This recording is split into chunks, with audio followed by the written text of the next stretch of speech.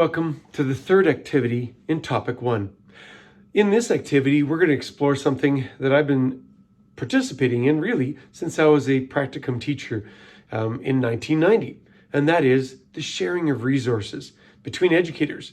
Open educational resources are really one teacher or one educator sharing with other educators resources that can be used for their other educators' teaching.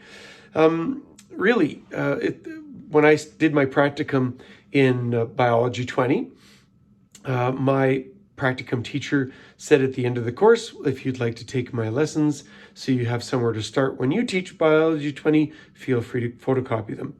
And that was my first experience of open educational resources. In some sense, there's no difference when we talk about educational resources except what we can do with them today.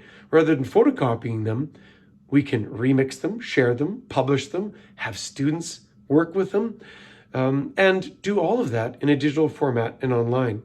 That's what the power of open educational resources. Often people think open educational resources and the word free. Well, nothing's actually free. It costs your time, and there's always a value attached to an educator's time, because there are other things we could be doing with it.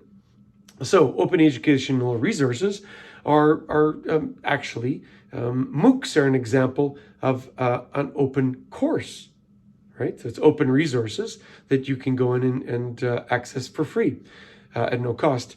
For educators, and specifically for remote teaching, what's the interest or what's the value? Well, one of the issues is accessing all the different firewalls and paywalls when you provide resources to students online. Well, open educational resources can eliminate that. And if we take a look, I'm just going to scroll up on this webpage that you'll have a chance to take a look at. In this activity, if you take a look, this Creative Commons, there's billions of types of open access material, open access resources that you can use for education, whether you share and create your own yet, or simply whether you use it. But one of the nice things is it has, again, it's the free internet, or the internet, part of the internet that has no firewall or paywall. Why this is important? Well, take a look at some of the activities. It's easy to see that there are quite high quality materials, not only for educators, but for all of our students. And that is why I'm excited about open educational resources. That is where the benefit of open educational resources lies for students.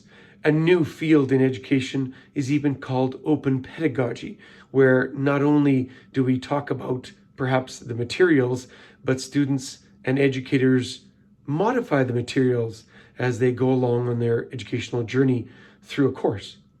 Anyway, more on that in the activity, and I hope you find this area quite valuable. There's lots of materials packed in here for this course or others you might choose. With that, again, we'll see you in the discussion and online.